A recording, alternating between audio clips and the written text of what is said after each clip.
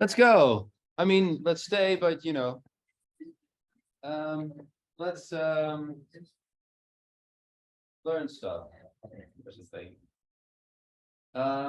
Today is really the final lecture of our endeavor to explain standard fMRI, the way that you've seen it in many sort of newspaper articles like blobs. How does that work, sort of thing. So today is the last stage of that explanation. We've sort of sprinkled through other things. And after this, we'll just talk more about specific, more sort of advanced, more modern types of fMRI. So today we'll talk about how we combine results across voxels and importantly across subjects. So what happens when we do an experiment that has multiple subjects? Up until now, we've really only looked at what happens with a single voxel in terms of statistics, right? We're going to scale that up to have an experiment with multiple subjects. And of course, then we need to talk about statistics a bit. And we need to talk about more philosophically, what does it mean to have multiple subjects in an experiment, and how can we make sense of an experiment where we have multiple subjects? And it's not that easy. So I hope that at the end of the lecture, you'll have an idea as to what are the sort of philosophical caveats that are always going to be involved if you have an experiment with multiple subjects and so on. So this multiple subjects thing has its own practical. It's practical 3. It's attached to this module. You can see this on Canvas, and it works in the same way as the other practicals. You can just open it and clone it, copy it to your Google Drive from Google Colab, and then run it. It uses exactly the same type of data that you've seen in practical number 2. So you should be familiar with the type of experiment that's gone on there, like with the movie and all that. It's just that now we're not going to analyze a single subject, but we have 5, I believe. And so this gives you really already an idea as to like what happens when you do the same analysis across multiple subjects and how would we combine that, right? So it's an exercise in combining these data across different subjects. And that's really a large part of what today's lecture will be about also. So this works, this does not, apparently. So the first part of this lecture will talk about what happens when we have multiple voxels. So up until now, we've only thought of a GLM as it applies to a single voxel, right? And we've said, like we can do this very quickly in the computer in parallel across many, many different voxels. But we haven't actually gone into what are the statistical repercussions of doing that many parallel statistical tests. So it turns out that it represents a problem. Hey, yet another caveat, right? And we have to solve that problem. And today we'll go through a bunch of different options that we have to ameliorate this problem. And there are, like in all of these analysis steps that we've gone through up until now, there are always these choices to be made, right? You just have to realize what you're doing, and then you can make a reasoned choice, a decision as to what your strategy will be. So there's a certain amount of arbitrariness in there. This is annoying. Yet again, it doesn't work. Let's see if it works now. No, okay, so I'll just stand here. Very dynamic. So the second part of the lecture, we'll talk about this thing that the lecture is titled for. It's how do we combine results across multiple measurements. So we have multiple measurements in many experiments where we just repeat a certain fMRI run a couple of times. How do we combine these things across these runs? And then there's a matter of combining things across participants, which is a bit more hairy. And so there are specific names for how we approach this type of analysis. They're called fixed and random effects. Who of you are familiar with the terms fixed and random effects? Raise hands. Great, then you know more about this than I do. So I'll go into how these different things work. It's not my field of expertise, this type of statistics, but I know a bit, so I'll teach you that. And then more importantly, is this philosophical thing that I hope we'll have enough time for. It really is to do with, can we even average across brains? Your brains are all individual. You're all unique. It's truth. You're all unique individuals. And that's not just some PC statement. It's actually an enormous problem. You should all be exactly the same for, reasons of scientific progress. That would be very easy, right? We could average and there would be no problem. But this uniqueness, this individuality that we all have, that our brains have, poses an enormous problem. And I hope that we'll go into this in a bit more depth later on during the lecture. But first we have to get rid of a couple of these technical things. So the first being, I keep trying this, but it's never going to work, is it? I'm going to try again with this thing. But so the first thing that we'll do is we'll talk about multiple comparisons, right? So we need to correct for the fact that we are doing multiple comparisons. We're conducting multiple comparisons. It works. So yeah. We're doing multiple comparisons, and this poses a problem. Let me introduce this by just asking you a question. What is a p-value? Anyone know what a p-value is? You can raise your hand or just shout out loud. What is a p-value? Well, the probability that the null hypothesis, that there's evidence against the null hypothesis. Yes, exactly. What the p-value is, I just have my own description here, right? So in a non-technical sense, right? It's the probability that you find the observed effect by chance alone, right? That you're accidentally rejecting the null. Yeah, that's more similar to what you just said, I think. Right. So this means that it's reasoning from noise, right? What would you likely? What's the chance that you would make a mistake if there were no result? Yeah.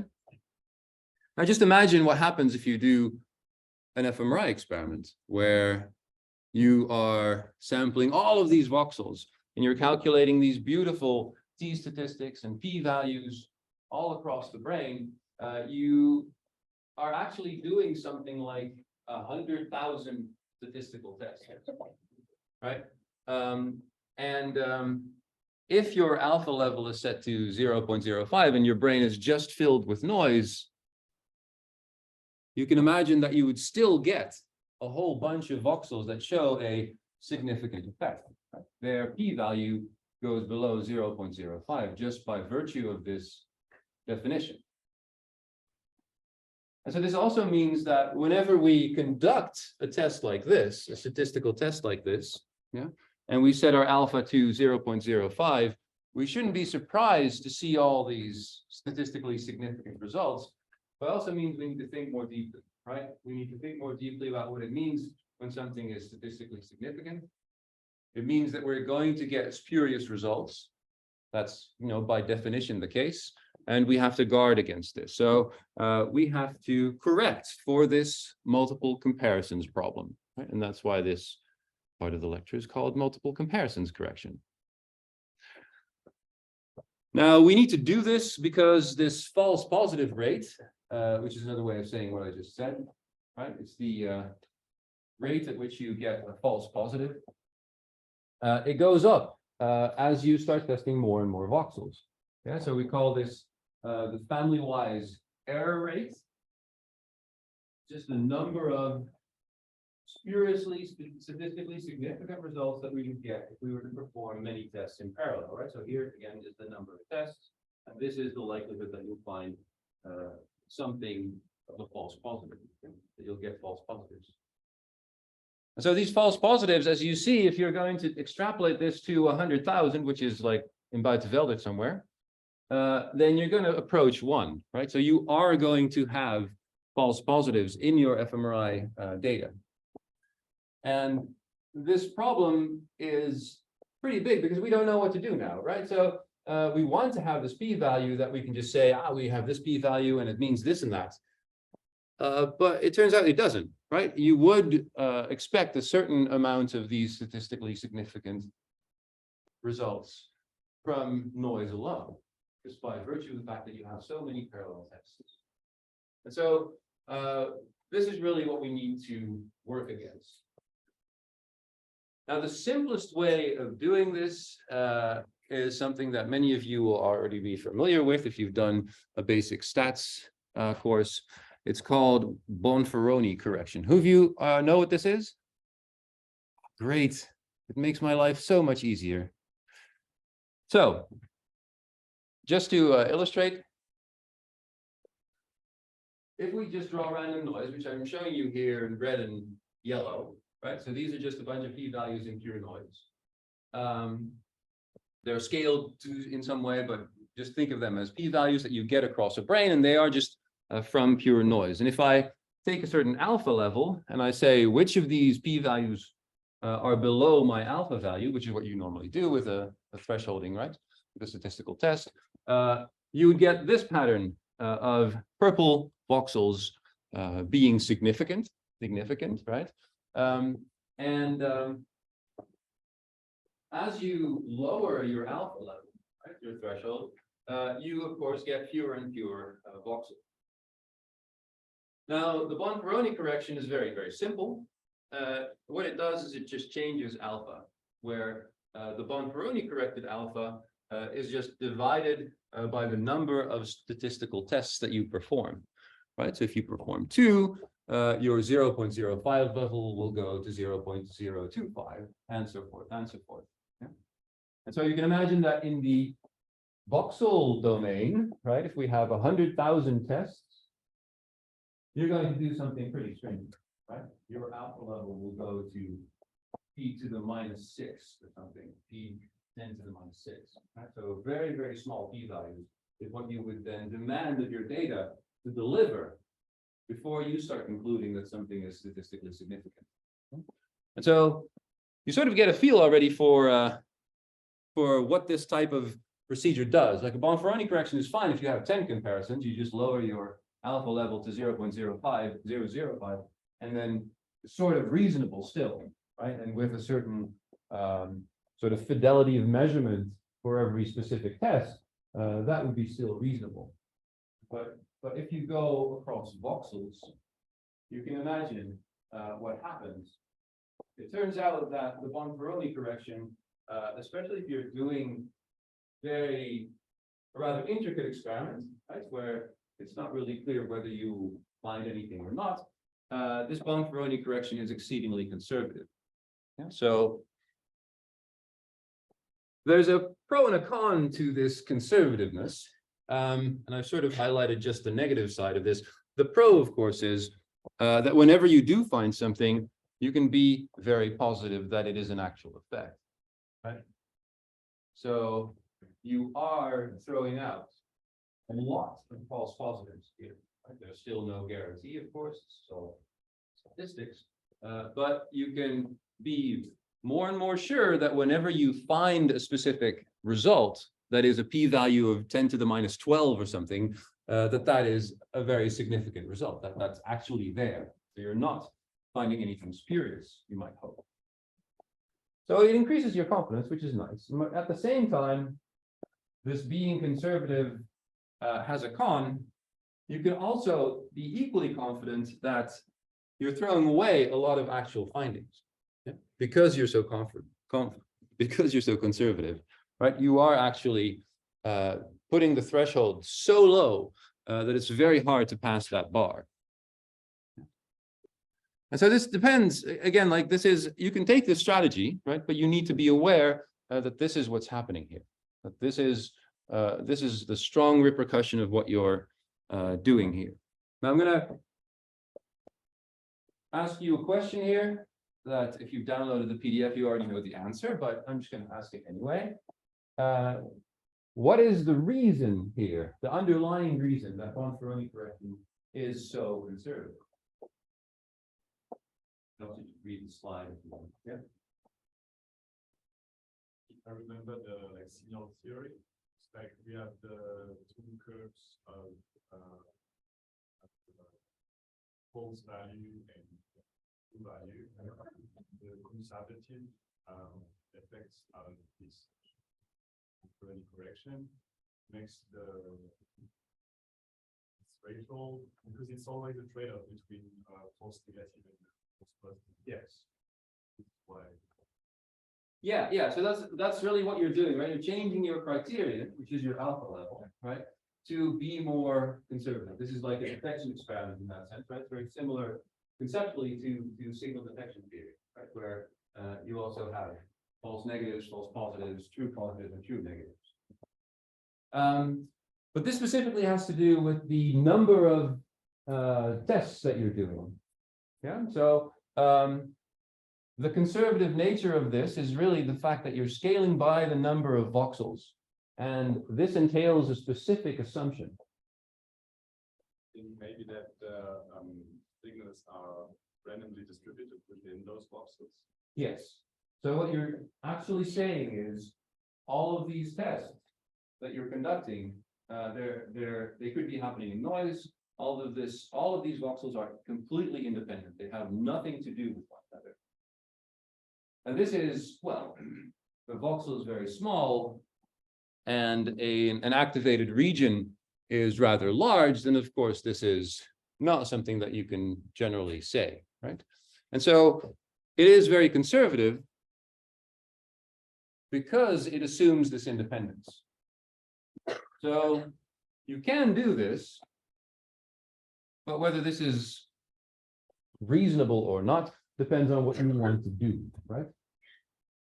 So I'll talk about this a bit more later on, but just remember here that applying a Bonferroni correction is solid statistics. Is what you want to do, right? You want to be more conservative if you're testing many parallel tests. At the same time, you are being extremely harsh on in terms of the demands that you're posing on your data.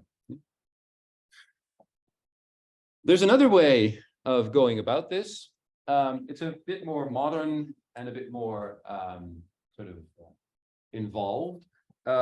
It's called to correct not the family-wise error rate, but the false discovery rate. Who of you are familiar with FDR correction? Ooh, so many people already. Nice. So here the logic is different. The logic is not, I'm going to assume independence across voxels and just say all of these are independent tests and then correct my alpha value. That has nothing to do with the data. It's just a sort of theoretical thing that I do.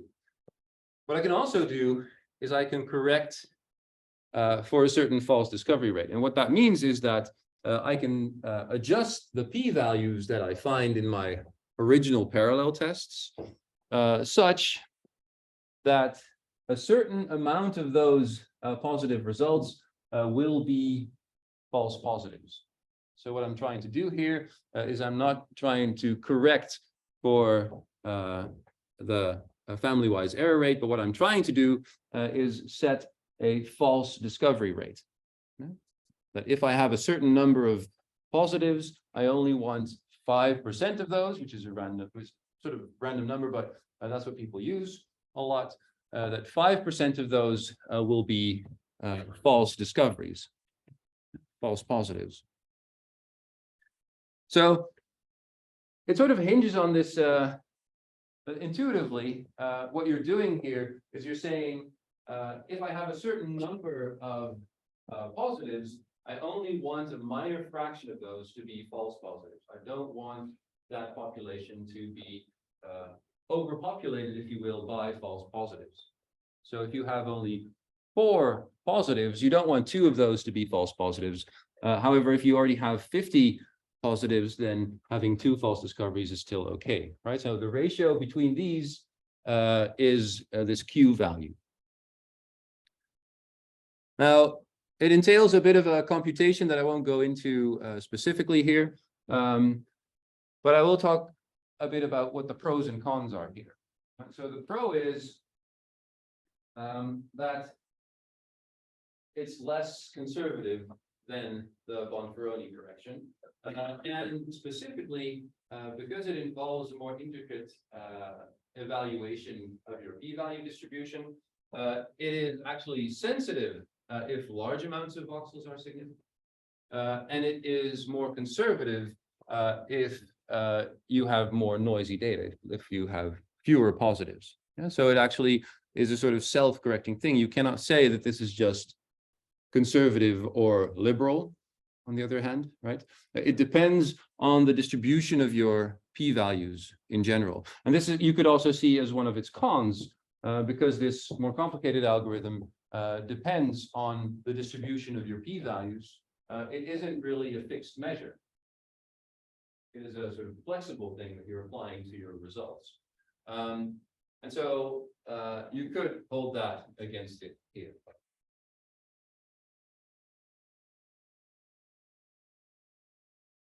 Oh yeah, I keep clicking this and this, but I think, yeah.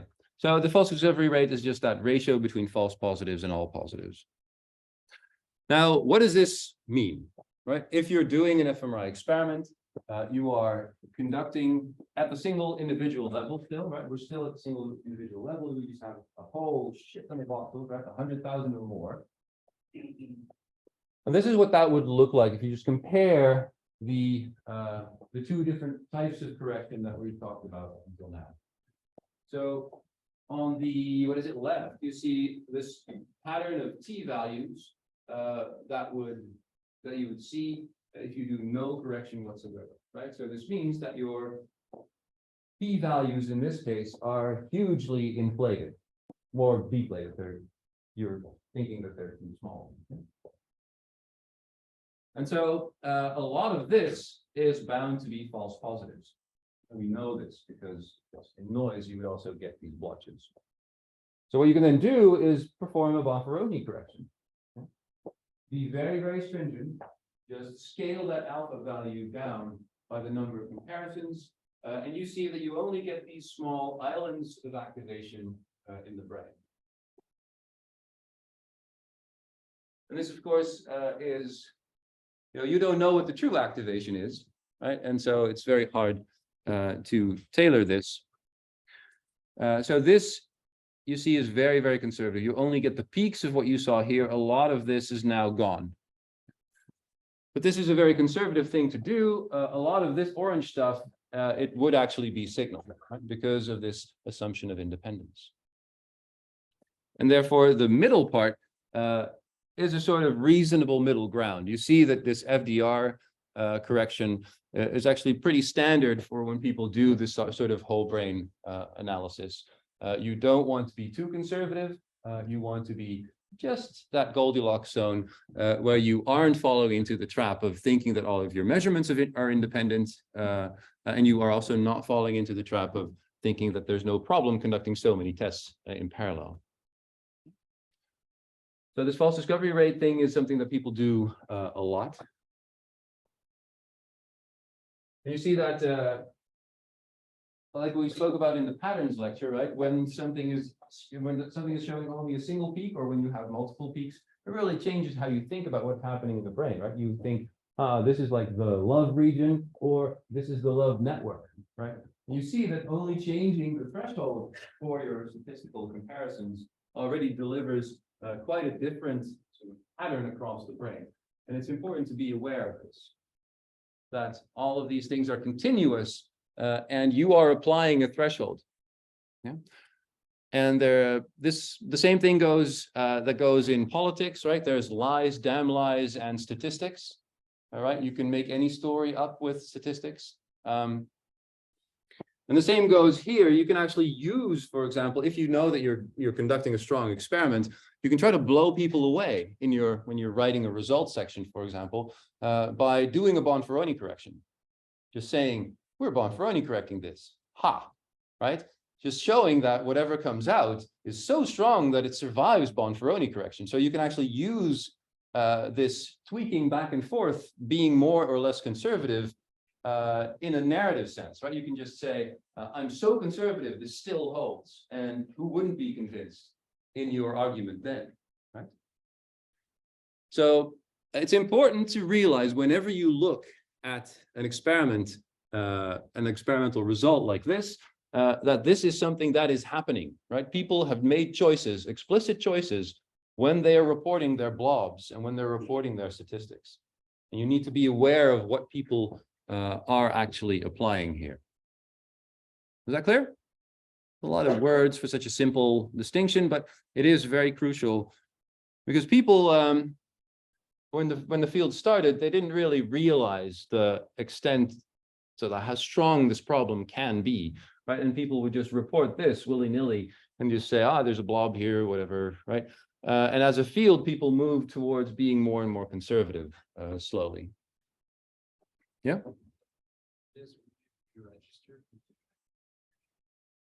You might, yeah, that would be a thing. Yeah. So people are doing this more and more. I'll go a bit. So this is an important point. Pre-registration is an important tool in our toolbox nowadays. I'll try to go into this a bit in terms of the pre-processing lecture that will be like on Friday, I think. So pre-registration is cool. In many cases, the whole pipeline of analysis that you go through with an fMRI experiment is so complex that it's very hard to fully predict what's going to be necessary in terms of analysis steps in order to get to a result stage. So there's a bit of a thing there that I'll get into in a later lecture. Yeah. Any other questions about this? Awesome. Then I'm going to go into this independence across voxels a bit. Because in the Bonferroni correction case, what we're doing is we're assuming this strong independence between oh yeah, here we go. There's a question. I'll answer it during the break. So when we assume full independence across voxels, this makes very little sense because we know that in general, neural tissue that has similar sensitivities will be closer together, right? And the span of that is usually much larger than the size of a voxel. So knowing a bit about how the brain is organized already tells you that assuming, like Bonferroni correction does, that all voxels are independent, it makes no sense, right? We know, just in terms of how the brain is organized, that we should expect blobs. That is, groups of contiguous voxels that have similar sensitivities, right? And we can use this to tailor our statistics. What this means is that the data have a specific spatial structure, a cluster in space, in the brain. What we can then do is say, okay, we're going to test things not at the voxel level, but we're going to go to the cluster level for our tests. And so then we would want to be able to say things like, what is the probability of getting a cluster of this and this size, or this and this statistics, sum of total statistics. What people do a lot in this case is do permutation testing. So I just want to quickly explain the gist of permutation testing. All right, so if your question is, and this is a very standard, simple Fisher's permutation test, if you want to know what the probability is that a difference between two conditions in your data arises by chance, which is in many cases what you ask in a simple t-test, actually asks the same question, then another way of phrasing that question is to ask, are the data ordered or explained by the subdivision as your data are subdivided into two categories, condition 1 and condition 2. And so what permutation testing does is it uses resampling to test whether the subdivision matters, right? Whether the subdivision that you find in the actual data is something that actually organizes the data. So what you do, so let's say you have a condition 1 and a condition 2, their data are distributed like so, and you want to know whether the whether the difference between these two could arise by chance. So what we do in this case, what I'm going to do is go through a very simple recipe of how you would perform a permutation test in this case. It's very basic statistics, so I understand that most of you are intimately familiar with the logic here, but I think it's important to go through it. So how do you do this permutation testing? So first, of course, you already have your condition difference, so you can take your difference between the two conditions. You can just calculate the difference between the mean of the red and the mean of the black, and you have a difference. That's your actual data. Yeah. Now, our goal with this permutation test is to see whether this difference could arise by chance. And we have a very clear idea of what chance means. And our recipe actually sort of embodies this idea about what chance is. So the first thing we do in this recipe is we throw all the data together, right? We take out this distinguishing feature between condition 1 and condition 2. We don't care about those conditions anymore. All of the data are now put together. And what we do is we create randomly new subdivisions in the data, pseudo condition 1 and pseudo condition 2. So we randomly assign to each data point a condition. It doesn't actually exist, but this is what we're doing in this recipe. So then we calculate the difference for these pseudo categories, for these pseudo conditions. Right, so what that would look like is you take your original data, this is half black and half red, the original difference would be some number, right? And then what you can do is perform this recipe and do it 10,000 times, for example. Yeah? So you just have the same data, but you randomly assign different category labels to each. And for each of these shuffles, you take the red data, you take the black data, you calculate a difference. You do it 10,000 times. What that gives you is this histogram of difference scores. Yeah.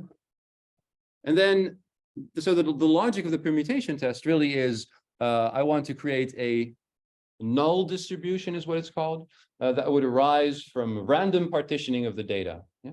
Now, random partitioning has no structure, so I can do it 10,000 times, and I get a distribution of all of the difference that might occur. Now, the logic behind this very easily and very straightforwardly leads to the concept of a p-value, and that then just is the fraction of this histogram where the difference of a random subdivision of your data is larger than the difference that you've actually found. Yeah? Or smaller if there's a small, if you have a sign flip.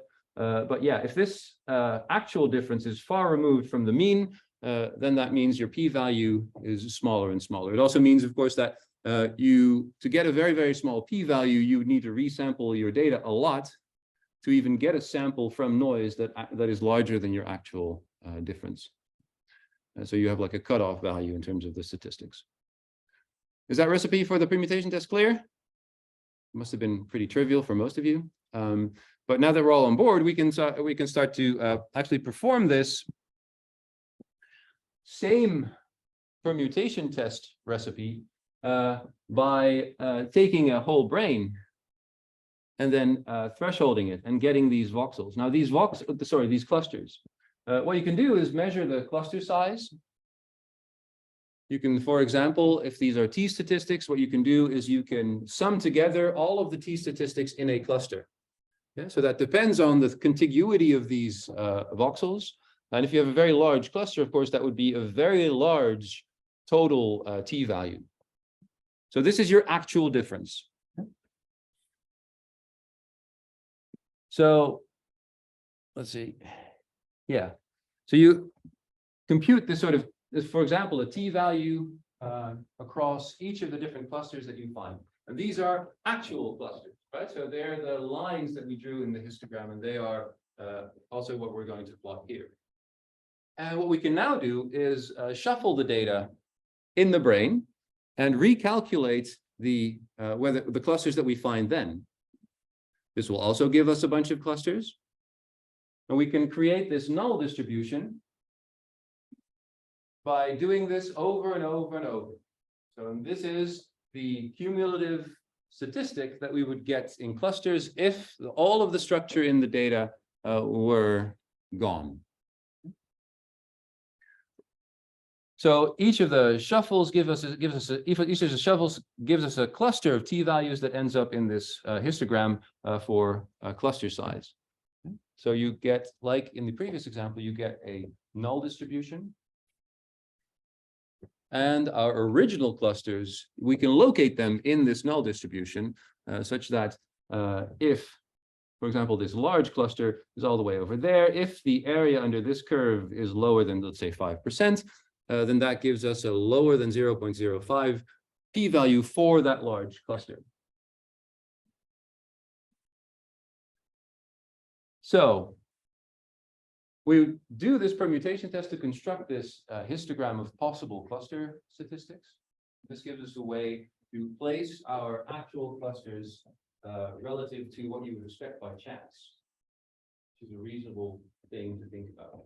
Now, there are also other ways in which we can perform cluster level analyses that don't depend on resampling of the spatial structure of the data, but that actually create this histogram from theoretical assumptions, like, for example, some smoothness that you know should be the case in the data. But I won't go into that specifically. Any questions about this sort of logic? The logic of the permutation test, the logic of looking at clusters instead of voxels, for example? Actually, sorry, I didn't understand how the histogram is together, like in the slide before. Yeah, so what you do is you perform this random subselection or random subset, if you will. Let's go like so. I love these transitions. I hope you do too, because otherwise we have a problem. So the thing is, so this is our original data, right? We have just a number, a single number. We want to be able to interpret what this number means, right? Now, we want to then interpret it relative to something else. And relative to something else, that something else is the pattern that you would expect to get from noise alone. Yeah? Similar to the definition of the p-value, right? It's the same sort of thing.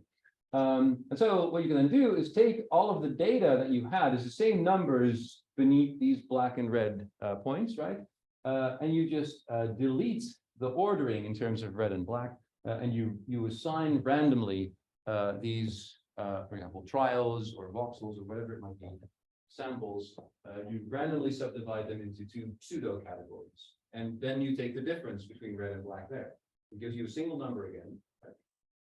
That ends up here somewhere in this line. That can be -1, for example, the difference between those two.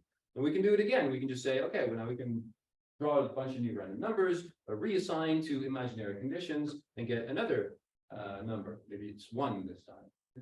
And we can keep doing that. Our computer is really fast, so we can just do this even in parallel 10,000 times. And we end up with 10,000 imaginary differences. Differences that would arise from random partitionings of our data.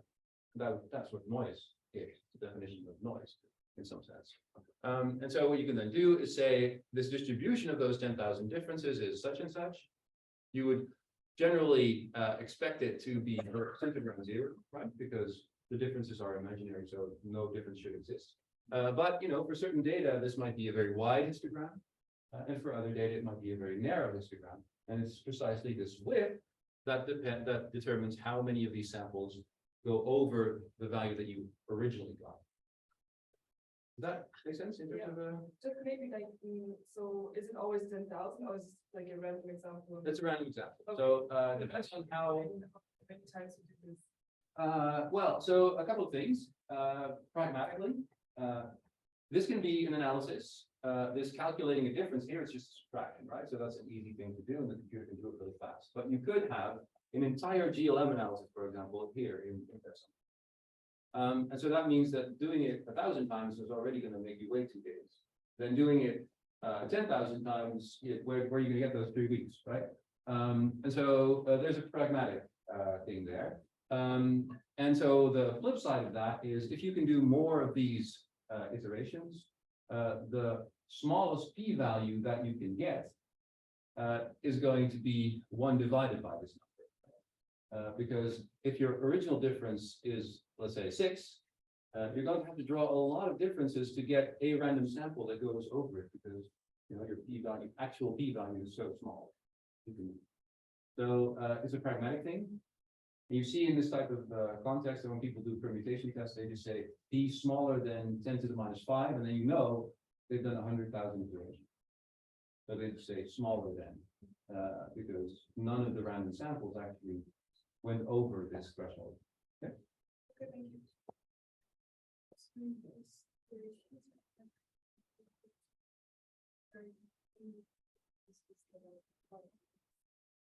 Yeah, if you care about proving your hypothesis, yes. Yeah. Yeah, so just the p-value being this part, if you want to disprove your null, right, then this is your null. How likely is your null? Well, that's given by how many points, exceed that value, yeah. So can we say that shuttling is in some way a way to measure the noise, the distribution of the noise in all that? So so just philosophically, right? What I like about this permutation testing logic is that it has a very, very definite idea of what should arise by random chance, right? You're actually putting it into practice. Yeah. It also means that, for example, here you can imagine that if you randomly draw, like if you shuffle all of these data, you'd be creating a noise pattern that where everything has become independent, right? And you do want to instill some sort of spatial structure there, which is why you can also get this distribution, this null distribution from theoretical assumptions. Yeah, cool. Let's have a break. I'm taking way too long. So I'm gonna go over the across subject statistics relatively fast. There are also 2 YouTube lectures online that you can watch to get to the across subject statistics, because I think the latter part of the lecture is more important. So 10-minute break, then we'll get back here and we're gonna, I don't know, learn stuff.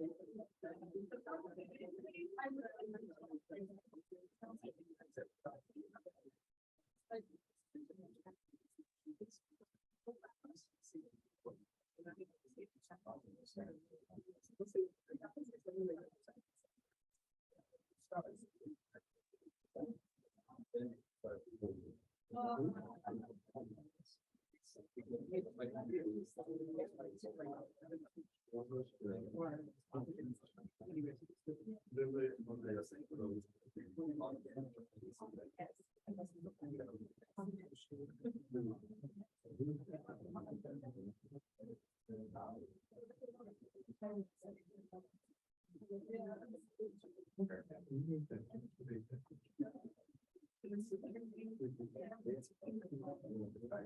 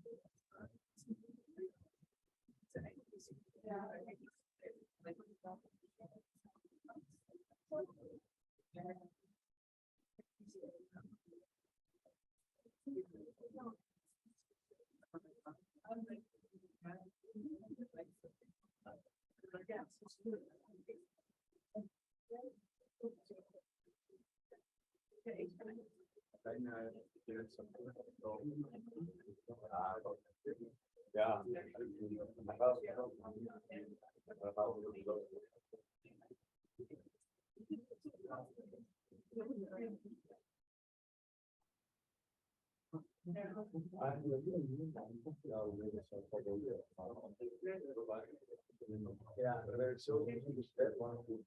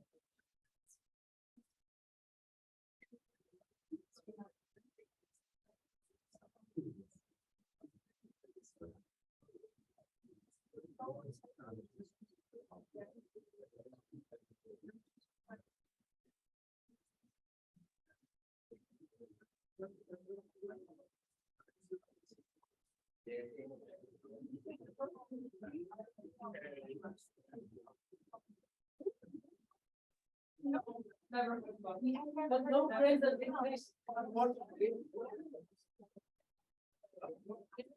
Yes, no, stop.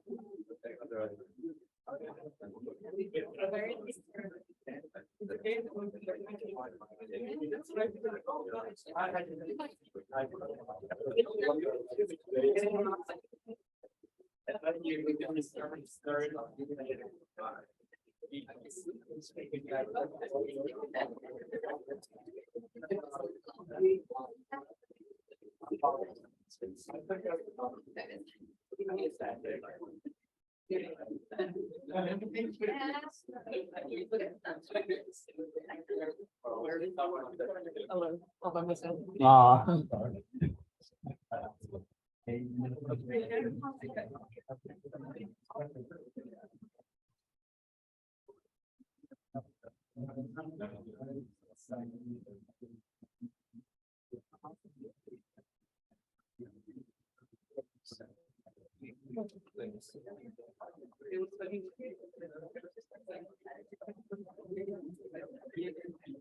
Okay, I want to get this second part a bit out of the way.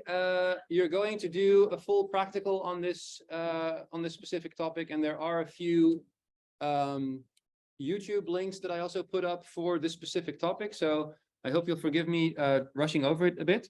The idea is that when we do a full fMRI experiment with multiple subjects, what this entails is that our data have this hierarchy inherently there, right? So we run single runs, we do multiple runs per subject, which means that within the subject we have already a level of organization. Then when we combine across subjects, we go into a group level that also has specific, you have multiple subjects, of course, and you want to combine those two, right? So you have this sort of tree-like structure to your analysis. You analyze every run with a time course GLM, then you try to combine runs and across individuals. And in principle, you could phrase all of this as one big regression model where you try to get like a whole brain statistics from just the time courses. But in practice, what we do is we analyze first just the runs, and then we try to sort of project those upward to the higher level. We do some summary statistic analysis at that level and up and up and up. So if you have different groups of subjects like schizophrenics and control subjects, there's an actual group level analysis on top of that that takes the difference between the two groups. So this hierarchy is important to realize that this always exists, right? That's just the format of your data in some sense. I'm just clicking this, but there's not the right app.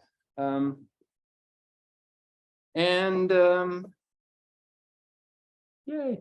So like I just said, you could do this as one big GLM. But we're not going to. We're going to just run a time course GLM at the lower level and then take the statistics that come out of that and do like a second level GLM is what it's called, to combine across runs, and then another second level GLM to combine across individuals. That's the way that this goes. All of this still happens in this GLM framework, but now we don't have a design matrix defined across time points with an HRF, but we just have numbers associated with runs and numbers associated with subjects, for example. Yeah. So you get very simple design matrices like this. So here, every row in this matrix would be a subject, for example, or runs. And here you would test whether the mean of the group is greater than 0. This is one of those biased contrast vectors sort of thing. On the other hand, if you have two groups, like I just said, schizophrenic patients and controls, at the highest level, you would have all of your sessions, right? And then you just have healthy subjects and your schizophrenics, for example, and your design matrix would be 1s and -1s, right? It's very similar to one of those contrasts that we use in a GLM that you just apply at the time course level. Okay? So very similar logic of the analysis.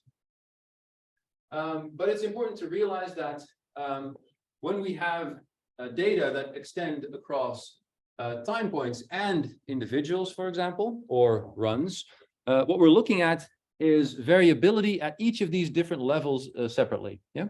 And so what this means is that we have an error for a given subject and run and a time point. Yeah. So a specific error for that given time point.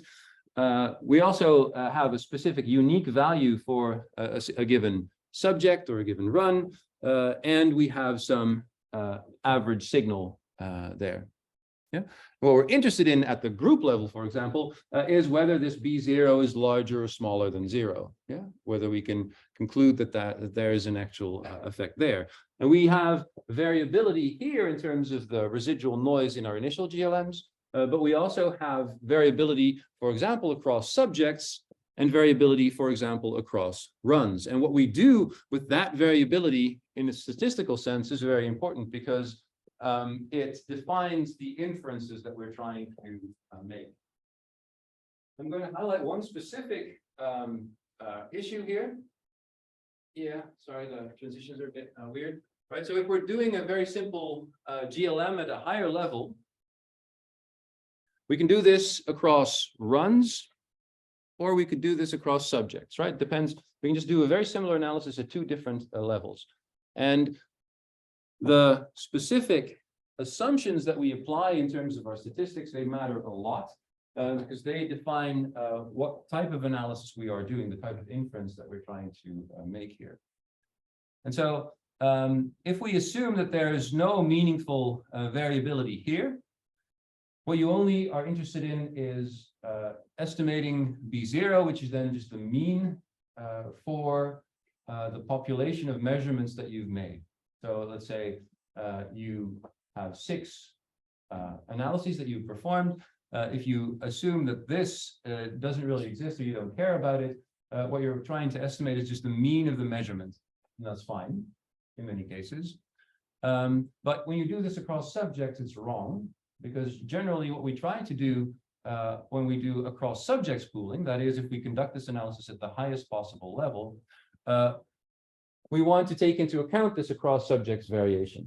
Well, and the problem is you get very inflated statistics if you conduct this fixed effects analysis when pooling across subjects. On the other hand, so yeah, what this means is your tests are far too liberal, right? You're going to conclude something that's not true. You're going to get all these false positives, right? It's a statistical issue. However, you can do the same analysis when you have multiple runs within a subject that you want to combine. Because at that point, you're not interested in sampling from the population that these runs came from. If you're not interested in a population level inference. What that then means is you're fine doing what we call a fixed effects combination analysis. So the converse of this is that you are interested in this variability. And so you do a mixed effects analysis where you are interested in your inference being across the population of subjects. So that is, you're trying to infer something about the status of the population of subjects that your subjects were just a random sample of. And then you do have to take into account between subject variance. And that is what you need to do for group analysis. Now, if you're going to do like an internship where this sort of thing is important, right? For example, a clinical internship, looking at the differences between different populations of patients, for example, you'll likely use a package that's really tailored to do this sort of thing. So what I'm showing you here is an example of the user interface of FSL, which is an analysis package created in Oxford. Many people use it, especially for this type of analysis.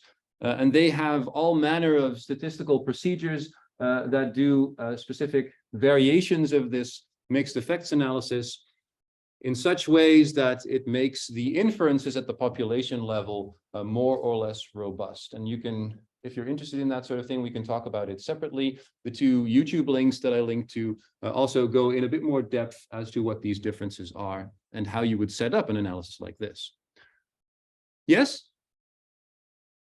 Great. So what used to be the case up until like 2008 or something, is that people would not understand this difference between a fixed effects and mixed effects analysis and would just conduct a fixed effects analysis across observers, thereby hugely inflating their statistics and making all sorts of problems in terms of, you know, there are all these results from that period of time when people just reported false positives and that's it, right? Now we're sort of stuck with them. Yeah. So again, a caveat, know what level you are combining things across and whether your inference is just to take the mean across repeated measures, right? Just the measures is what you're interested in, or whether you're trying to infer a quality of the population that your samples were drawn from, in which case that is a random factor and you need to conduct a mixed effects analysis. Yeah. Just so you know the difference between the two and we don't time warp 15 years into the past whenever you start doing things.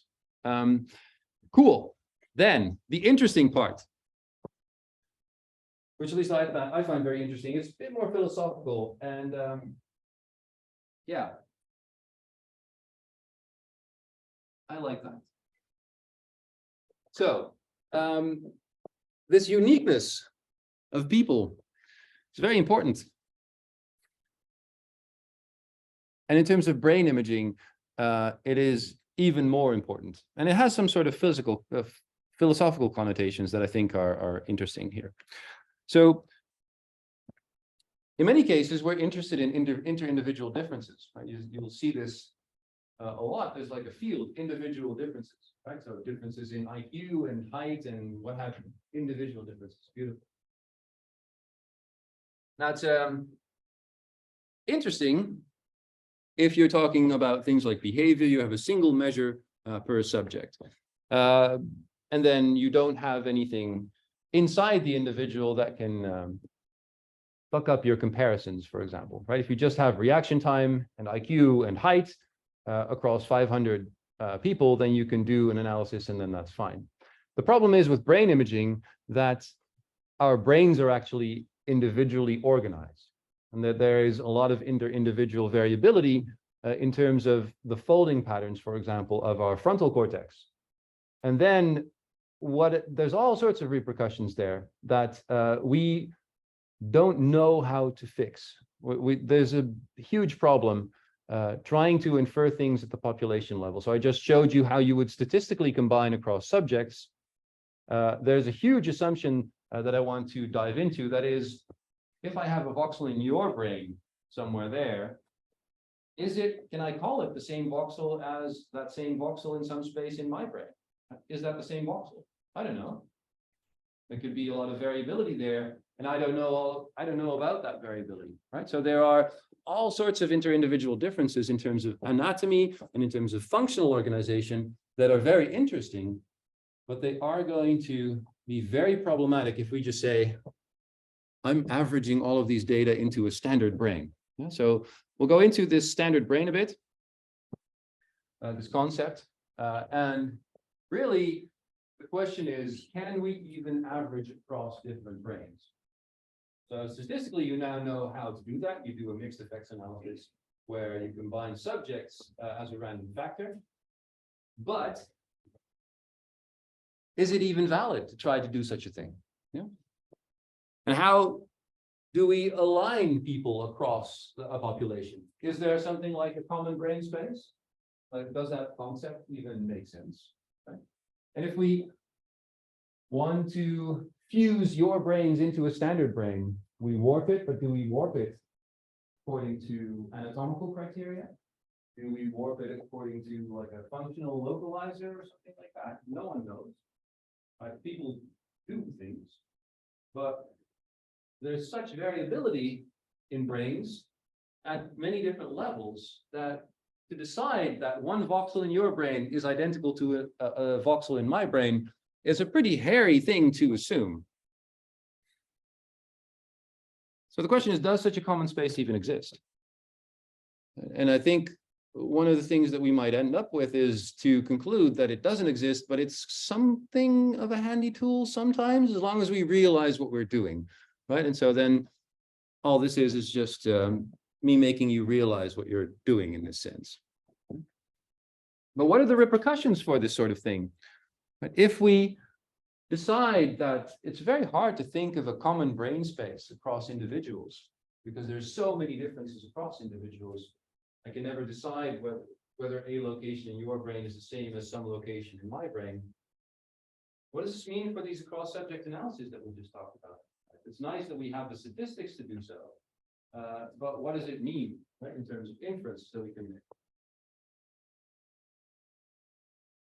So, just as a highlight, yeah, these are, this is one brain, a T1 weighted anatomical scan. And it's aligned without any warping to a standard brain, right? So we're not warping things yet, but we're just aligning the major structures across the brain. And so this is the first subject. And what I'm going to do is just run through a movie where I'm flicking through something like 20 subjects. Yeah? These are all young adults, very homogeneous in that sense. So let's see what happens when we do this. I hope the movie runs. So this is all the same space, right? I could put everybody in the same box, sort of thing. But you get an idea about how exceedingly different people's brains are. Okay? Now, as a trick, I put in a standard brain also. Now, I want you all to start yelling when you see the standard brain.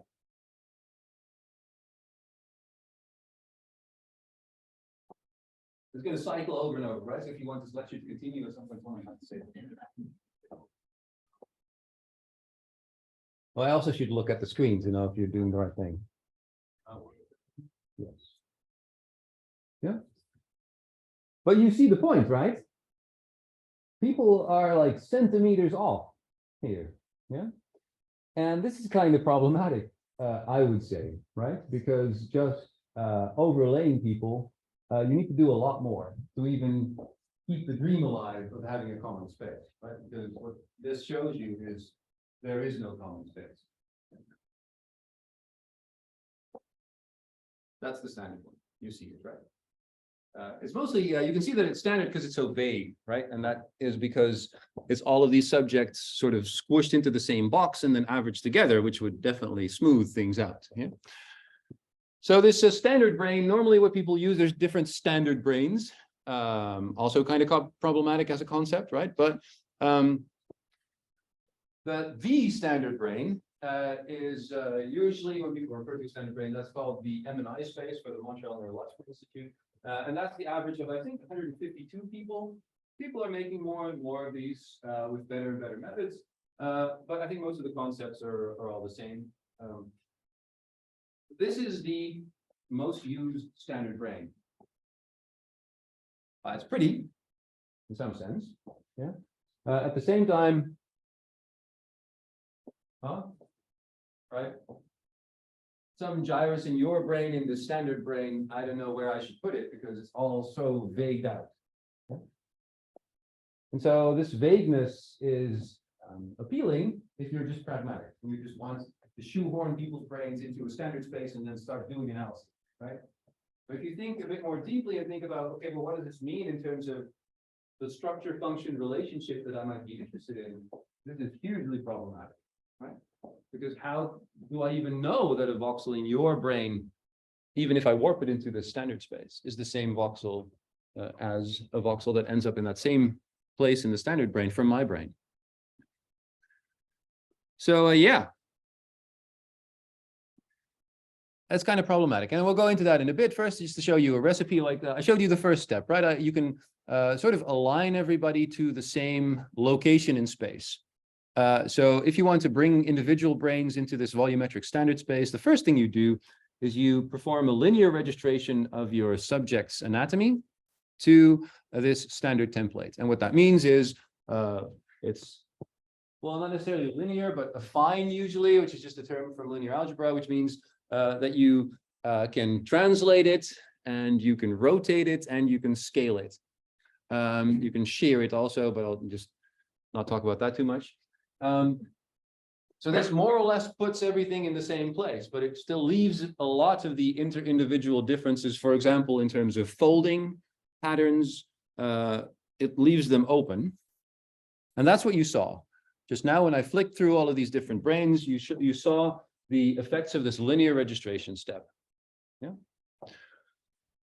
The second step that you take in this recipe is that you perform a non-linear registration to this standard M&I space. It's a beautiful thing to be able to do. So what you do is you estimate a warp field. So that's very Star Trek sounding, I know. But what you do is you quantify how much you would need to deform the subject's anatomy to correspond best to the standard brain.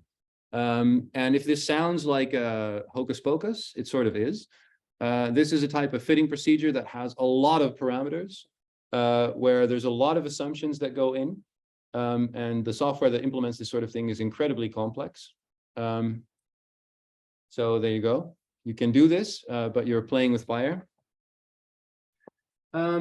And so just a few indications here, right? So the first is this sort of thing, this sort of recipe is very standard. If you just want to go, right? Very standard type of procedure. You just ram it through an analysis pipeline, correct your data, and you will end up with standard brain material, standard brain. And you just go, right? If your supervisor says that that's good, do it. If I'm your supervisor, I would say, hell no, but that's a different story. Few caveats here. This works really well in subcortex. So subcortex being everything below the cerebral cortex. I'll show you why that is in a bit. But it is very ugly in the cerebral cortex, because what this does is it really tries to mush the cerebral cortex with its beautifully intricate folding pattern, right? It's a very individual folding pattern. What it does is it tries to cram it into this standard brain, and it will warp things. It will not care about this beautiful surface structure. It would just shoehorn everything into that standard brain box, right? So for the cerebral cortex, this can be highly problematic. Now, here's an example of why this is nice in the subcortex. So what I'm showing you here is a slightly higher resolution atlas version of a standard brain. You see that, the outer parts, the cerebral cortex, you already see that the folding pattern is a bit smoothed out and weird. What I'm actually doing here is I'm showing two anatomies overlaid on top of one another. So that's a T1 and a T2 contrast. So I'm trying to visually combine them so you can start to see a lot of anatomical detail, specifically in the subcortex that we're going through right now, right there.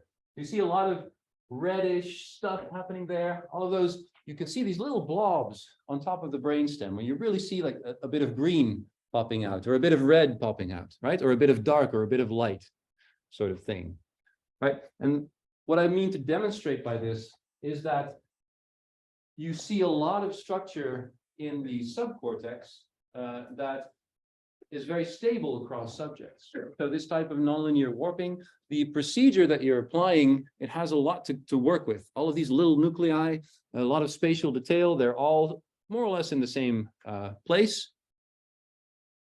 So in the subcortex, it sort of works to use this to use this sort of standard brain. The problem is with the outer parts of the brain that most studies actually focus on. Right? So you have to be aware of this, right? If you ever see a standard brain type result, if it's the subcortex, you know that it's pretty well localized. If it is the cerebral cortex, not so much. Yeah, everything is just smoothed together a lot by all of this subject averaging. And so that's not where the story ends, luckily. We can go to a level of detail in the cerebral cortex, but this is a relatively novel approach. What this means is that it entails a bit of tweaking of software and that sort of thing that has been very popular in the past, but it's sort of gaining traction now.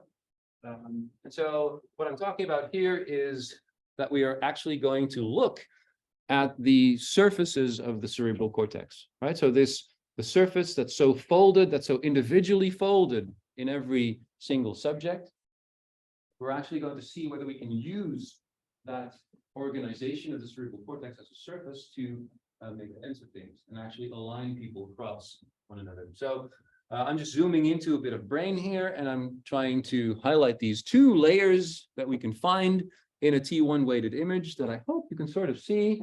You have a white gray matter boundary. That's the boundary between the white matter and the gray matter. It's the boundary between the axons, the myelinated axons of the white matter, and the cell bodies of the gray matter. If you can recall from the brain, the neuroanatomy lecture. And then there's the pial surface. The pia is the sort of the layer around the brain that hosts the large vessels, for example. So that's the outside of the gray matter. That's where you would expect things like the cerebrospinal fluid to live and that sort of thing. Yeah? And so the gray matter, where all of the cell bodies are and where all of the interesting vasculature is and where all of the fMRI signals come from the cerebral cortex, they all live in that layer sandwiched between the white and the black and the blue. And so we use a specific, generally we use one software package that's more or less the field standard for this sort of thing. We want to find these layers. So there's like an image processing set of algorithms that we use. The software package is called FreeSurfer.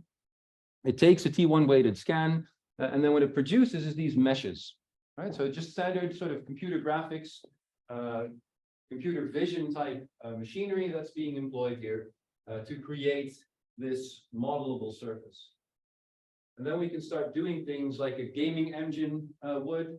Whenever I show you examples in this web viewer, it takes this sort of mesh, which is a very standard computer graphics type of data, and then you can work with it really easily. So with these meshes, we have two, right? We have a white gray matter boundary, which is, so this is the same slice through the brain, and I'm just showing the white matter boundary and the field surface boundary. Yeah, so you can see that there's some volume packed between these two surfaces in 3D, and that's where that's what we're interested in. Yeah. What you also see is that the green and red indicates how deep something is. Yeah. So if something is closer to the surface, it's green. If something is redder, it's deeper into the brain. The value is the curvature, right? So the curvature can be positive or negative, depending on whether you're in a trough or on the crown. And that's what the color comes from. Yeah? So what I can then do also is inflate this mesh, right? And keep that red and green value at every location. So I can still see the curvature where it came from, that existed where this came from, but I can now look inside all of the sulci. So this is easy for me to visualize things. Yeah. So oh damn, something happened with these. Is this what? I'm so sorry. So we have this inflated one. We can actually inflate it into a sphere, and I'll talk a bit about that later on. This inflated surface that somehow disappeared, my apologies, it comes from the white matter surface. So what we want to do is now take our functional results and project them onto these surfaces so that we can actually look at the functional results in one single view. So it's handy in that sense, right? It actually honors this fundamental structure of the cerebral cortex. That's nice. But a bit more about this surface processing. Because what we can now do is say, I can take your brain surfaces, right? I can take your brain surfaces and I can inflate them into spheres, right? In the computer, don't worry. And then what I can do is I can start to sort of rotate those spheres to make sure that the curvature aligns best. Right? And again, this means that I'm honoring this surface-based structure of the cerebral cortex. I'm doing it separately for each hemisphere, by the way. So each hemisphere is a sphere in this type of analysis. And so I'm using anatomical details of the surface curvature to overlay brains with one another. Pretty nifty, because it does use a type of information that this volumetric squishing people into a standard brain doesn't do, right?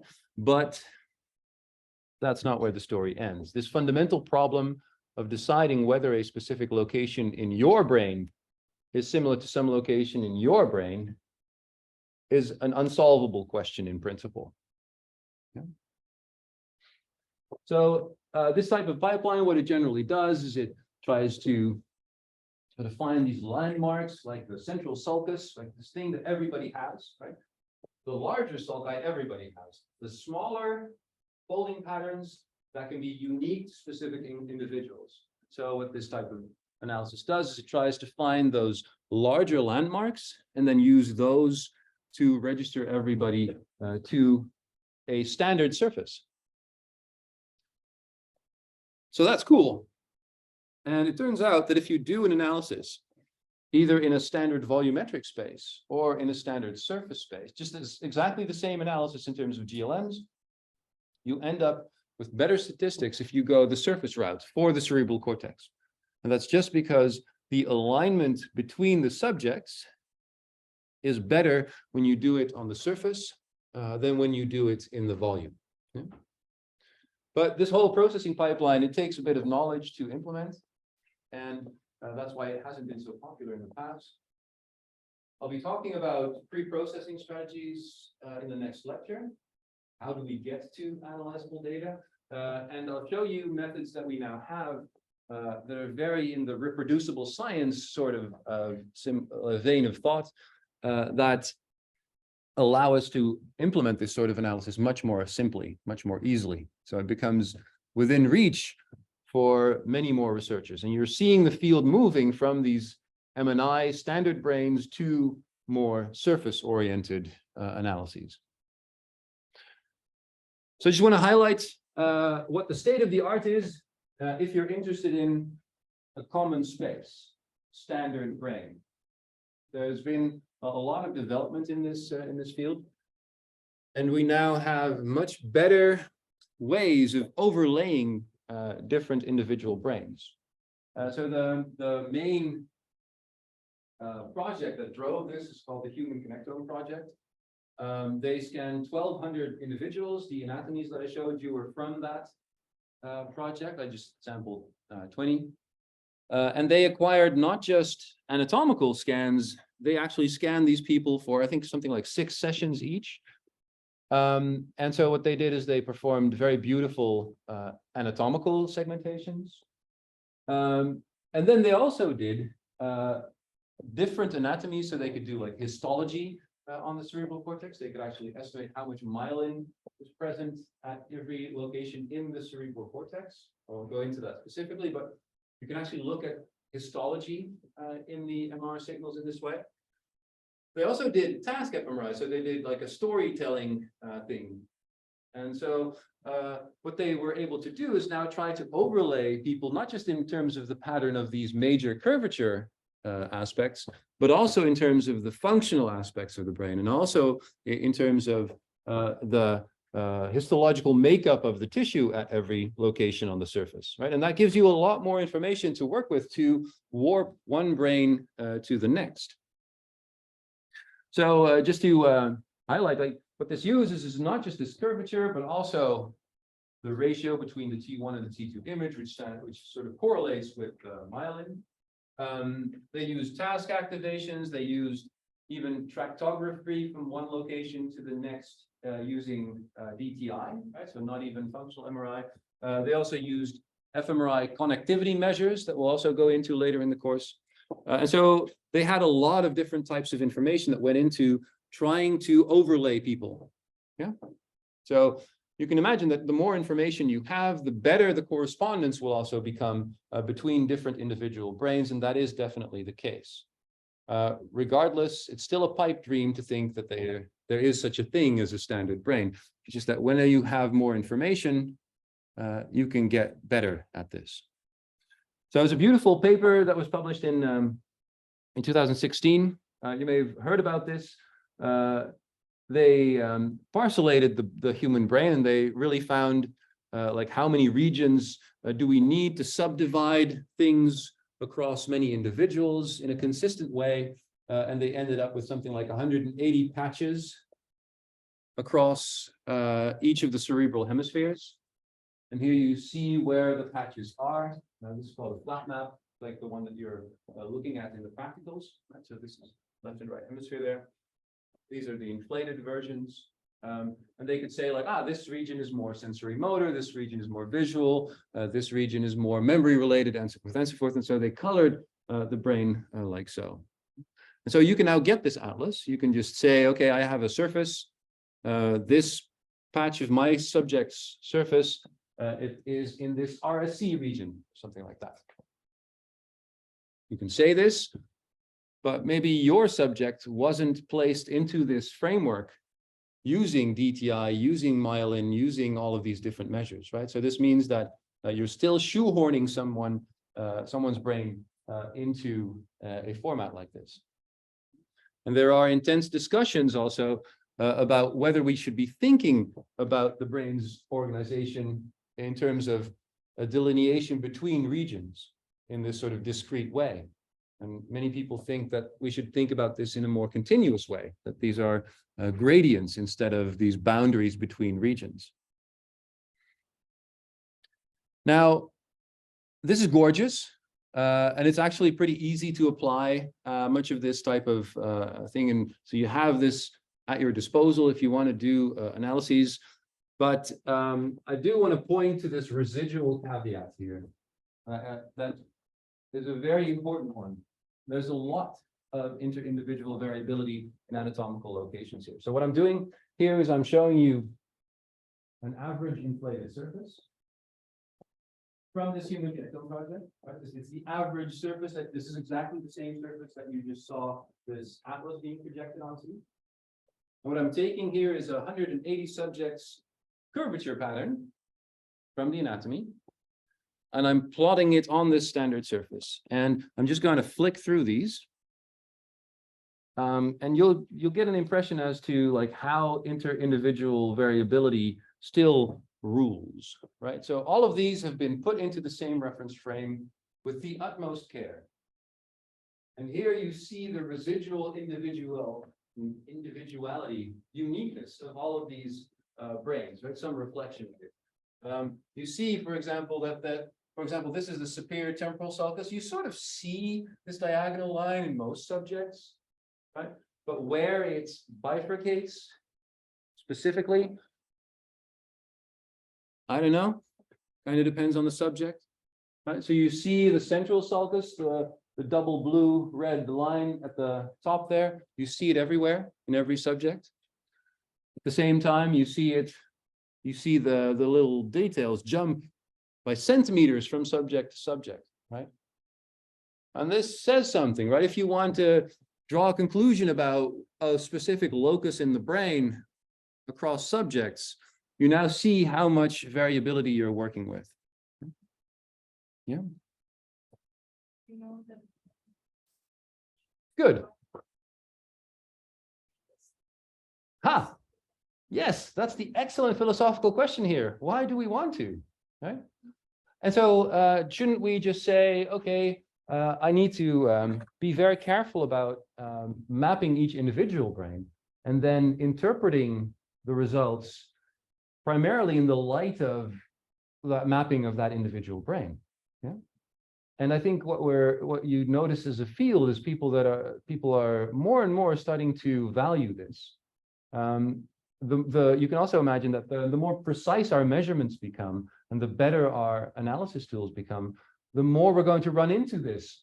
It's just screaming at us, right? It's staring you in the face.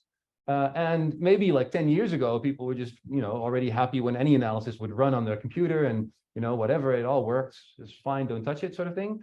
Then you're not at the level where you can appreciate this individuality. But we are moving there as a field. Yeah.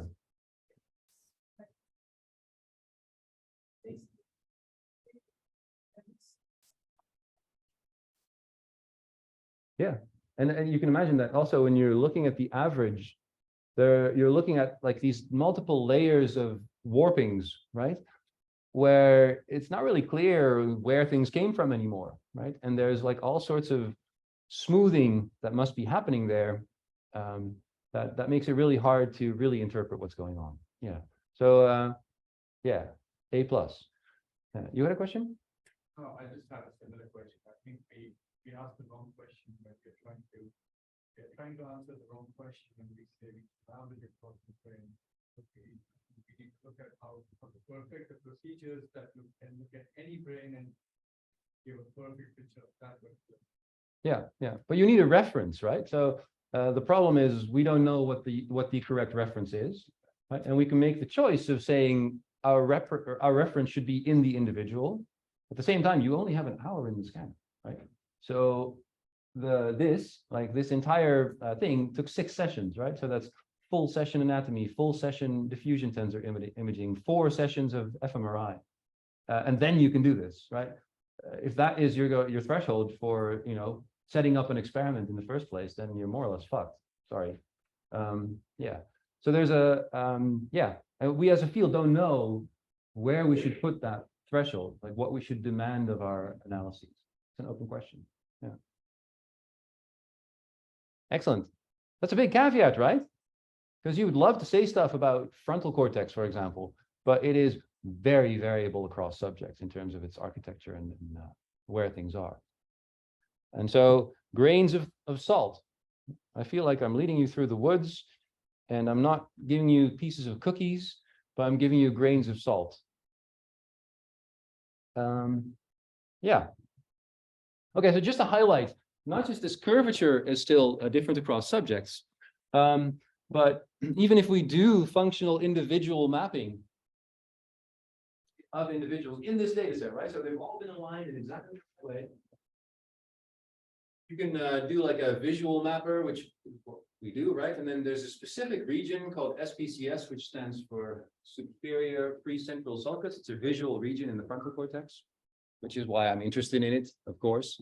And here's just two separate subjects that I've outlined the region, right? So you see the statistics. And if I then overlay them onto one another, I see this entire patch here. That's like 2-3 centimeters by 1.5 or something. One subject has it, the other doesn't, right? There's such individual variation that if I were to average these together, of course, I wouldn't find anything here. Only one of my subjects has anything there, right? So I would need to scan so many more subjects to find a significant result in a region like this, just not because of the function, but of the inter-individual variability. Yeah? And this is just at the level of a full region, right? Where I'm actually able to draw a circle around. Well, I wouldn't call that a circle, but I can actually draw a boundary more or less. Yeah? But even within regions, so this is what I'm showing you here is this result of a visual field mapper, right? You can map these retinotopic maps like we talked about in the encoding model lecture. And this is two separate brains. It's the same region, which we call the medial temporal region. It's a visual region that likes movement, for example. And we see that it has this sort of map-like structure going from blue to red to yellow green, which is blue, red, yellow, green. Right? So that's the other side of the visual field. You see it in the right hemisphere. You see that it's sort of the same pattern, blue, red, yellow, green, but there are large differences, right? So if I were to take a standard brain and average these two together, something blue here might be something green here. Yeah? So what that means is that what that location corresponds to in the outside world is either something that's happening at the top of the screen or something that's happening at the bottom of the screen. Those are diametrically opposed sides of the screen, and it's the same location, right? This is within the centimeter scale. There is such variability in what the brain activation corresponds to in the outside world. Yeah? And this again goes into the fact that you can only interpret a pattern of brain activation that's happening in this brain if you know this mapping, right? So you need to map within the individual to really make sense of brain activation at this level of detail. Yeah. So, I hope you get an idea for the trouble we're in. Big caveat. Very interesting also, right? Because some people are more individual than others, definitely, right? And can we find correspondences of those differences in their deviations from a standard brain, for example? There is a lot of research to be done. It's a very interesting field. It's very important to keep that individuality, in the back of your mind as you're trying to interpret these types of results. Yeah? So to conclude that, right? Can we ever find this common brain space? It's very difficult. Depends on the level of analysis that you're interested in. Also, what is the sort of standard in the field? And I would generally, as a rule of thumb, right, this is more something of an opinion perhaps than as something that, everybody would agree with, but I would say that for the subcortex, because all of these regions are so nicely positioned, you could do this. Then using this warping recipe to shoehorn your subcortex into mine, for example, and where it's just fine, right? You get like a couple of millimeters, perhaps that you need to change things. But there's so much structure in these regions of the brain, so much anatomical detail, and such clear boundaries that these algorithms actually have something to work with. In the cerebral cortex, maybe not so much. Also, that the idea, right, that like 4, 5, 6, 11 week embryos, you can't really tell a human embryo apart from a chicken embryo, right? They're like at that level of primitive development, even species look very, very similar. And these subcortical regions are phylogenetically very, very old, right? So a similar argument holds. They are also very, very similar across individuals, much more than the folding patterns of the cerebral cortex, where more recent development has taken place in terms of evolution. So subcortex, yeah, you could sort of say this sort of thing, with the caveat that you know that you're doing something that you cannot verify is actually true or correct. But then for the cerebral cortex, things are very hard. It's, the ground is shaking whenever you try to put something in the cerebral cortex. It's very, very difficult. A lot of variability across individuals in the exact location of specific regions.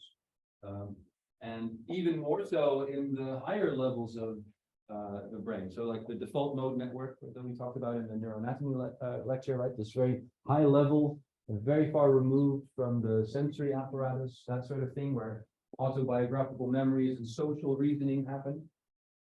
That type of region is very variable across subjects and exactly its orientation and location on the surface of the cerebral cortex. One of those very human things that exploded in the last 100,000 years or so in the brain. So very hard to pinpoint and very hard to compare across subjects. Also, if you want to compare these different things across different subjects, what are you going to base yourself on? You can decide, well, I think curvature is the most important, right? You could say, well, maybe I care more about whether something is active when people are listening to a story, right? And a functional designation, a functional definition of whether something is similar. You could also do this based on histology. You could do it on connectivity, based on DTI. But what do you find most important? I don't know. Right? It's up to you as a researcher. And so that makes this a very hairy field in general. We don't know if the boundaries between different regions are the same for when you do it with histology or when you do it with functional mapping, for example. Yeah. I was thinking that maybe it's being interested in the connectivity functional connectivity of the brain to like a sort of solution, but even this based on the community of the region of interest. Many cases, yes. Not really solution.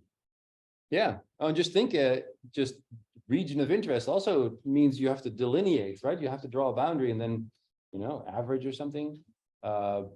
Yeah, if you do that based on an atlas, you know that there's going to be some shift of your subject's organization relative to that discrete atlas. And you don't know exactly what it is because you didn't take the time to do the histology and the track tracing and I don't know what. Right. So this is a fundamental problem that we need to at least acknowledge if we want to do anything interesting, right? Because if we don't acknowledge it, we're going to run with this and then say, this location in the brain. And it just turns out that, yeah, we didn't find anything there because the exact location or orientation of the region is more variable across subjects. Was that really what you wanted to know? Right? Was that what your interest was about? And so that's really something that we need to be aware of. Yeah. Yeah. And so what's really nice about this Human Connectome project is that they had so many subjects. And they were able to, for example, say, if I split everything up into regions of interest in half of the subjects, and I do the same procedure in the other half of the subjects, do those regions align, for example? And they found that their 180 regions did align relatively well. So there are these sort of validation things that happen in there. Of course, you could also, if you have enough subjects, you could do things like cluster these people, right? So you say like, this population of people, for example, rating highly on neurosis or I don't know what, right? Has this specific folding pattern, right? Relative to the rest of the population. So these are actually data that you can work with, that you can try to make inferences on. Yeah, but then you're trying to use this variability. What's considered a bulk? Yeah, so that's a very good point that I haven't actually made very explicit, right? So in a standard fMRI experiment, the sort of amount of subjects that people would use used to be around 10, which is not that many. If you're going to do these mixed effects analyses, you need a lot of signal, a lot of results to get anything significant. So people have also found that just at a very high level, you get a lot of false positives when you do only 10 subjects, right? It's very easy to get a false positive if you have such a limited number n. And so people are moving towards larger and larger subject pools. So I think now for a standard cognitive neuroscience experiment, 30, 40, 50 subjects is more standard. So that's where we are now. For larger open data sets, yeah, you go into like the 1,000 range. There's the UK Biobank study where they're doing like 100,000 people that they're trying to track longitudinally. But there's also like a counter movement that says, and you've read the paper on Perusall where some people say, you know, we can also do 8 subjects and then scan them for 40 sessions. And then we have a really good estimation of what's happening in that single individual brain, which is also very valuable. And so it goes both ways. What is clear, though, is that the field is going away from these very sort of fragile statistics, and using only 10 people, for example, in a standard cognitive neuroscience experiment. Just now, generally, we know that you're likely to find false positives if you're going to just run a bunch of analyses on this sort of thing. And so that gets much more robust when you go to 30, 40, 50 subjects, which is more the standard now. Yeah. Yeah, does that answer your question now? Okay. Yeah, I have not that much more to say. If you want to discuss this issue, like individuality, you can stay here, or you can have a nice afternoon. I don't know.